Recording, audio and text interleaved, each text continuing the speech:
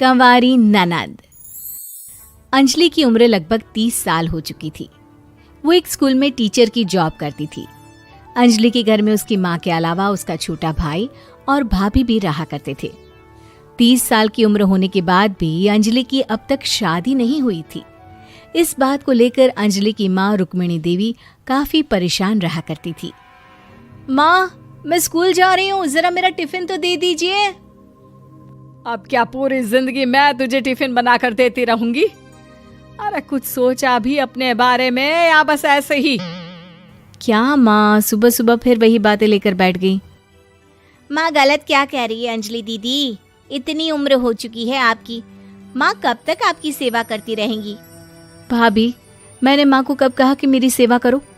वैसे भी अपना टिफिन मैं खुद तैयार कर लेती हूँ, बस टेबल से उठाकर देने को ही तो कहा था। वैसे अंजलि दीदी, देखा जाए तो टिफिन उठाकर देने की उम्र तो आपकी है। आपका अपना घर परिवार बच्चे होते तो ये जिम्मेदारी आज आप पूरी कर रही होती। एक बात मेरी समझ में नहीं आती, अगर मेरी शादी नहीं हुई तो इसमें मेरी क्या गलती है और तुम सब लोग मेरे पीछे क्यों पड़े रहते हो? अरे कुछ कहना क्या पीछे पड़े रहना होता है? अपने छोटे भाई को देख, तुझसे 3 साल छोटा है लेकिन 2 बच्चे खेल रहे हैं आंगन में। मुझे आप लोगों की कोई बात नहीं सुननी, जा रही हूँ मैं। और आप में से किसी को मेरा कोई काम करने की जरूरत नहीं है, मैं खुद संभाल लूंगी। इतना कहकर अंजलि वहां से चली जाती है। शाम को जब अंजलि अपने स्कूल से लौटकर घर वापस आती है तो उसने देखा कि पड़ोस वाली निर्मला चाची वहां पर बैठी हुई थी। क्या बात है अंजलि बिटिया, नौकरी करके वापस आ गई?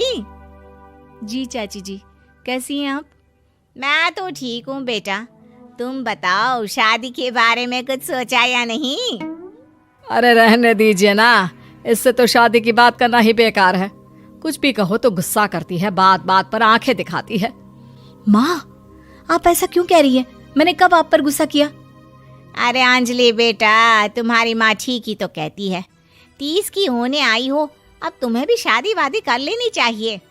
चाची जी, आप तो ऐसे कह रही हैं जैसे शादी करने से मैंने मना किया हो।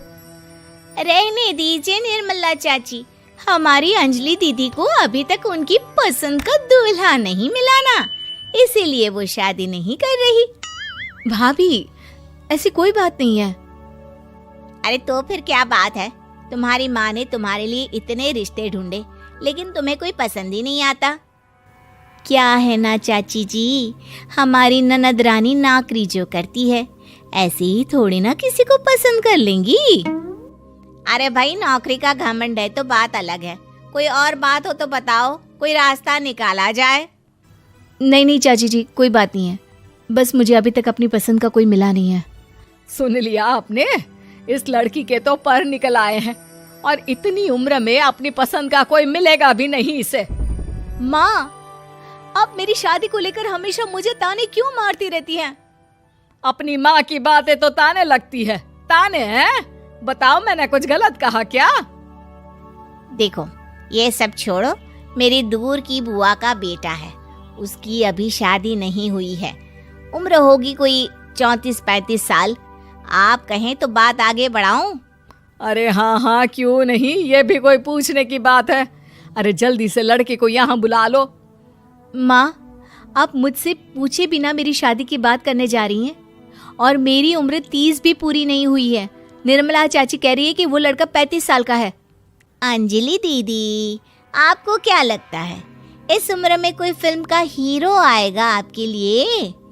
देखिए, अब पसंद और नापसंद की बात तो रहने दीजिए, पसंद करने की उम्र तो आपकी निकल चुकी। अब तो जो भी मिले उसी से शादी कर लीजिए, इसी में भलाई है। तेरी भाभी बिल्कुल ठीक कह रही है। अब जैसा रिश्ता मिले उसके लिए हाँ कर देना, ताकि हम भी गंगा नहाए। ठीक है, चलिए मैं उस लड़के को कहती हूँ, वो कल ही अंजलि को देखने आ जाएगा। अगले दिन निर्मला चाची के दूर का रिश्तेदार अंजलि को देखने उसके घर आता है। उसका नाम था अजय। अंजलि जी, तो आप नौकरी करती हैं, वो भी स्कूल में? जी हाँ, मैं स्कूल में टीचर हूँ। हमारी बेटी बहुत होशियार है। अरे पढ़ने लिखने में इतनी होशियार है, इसीलिए तो इसकी नौकरी लगी है स्कूल में।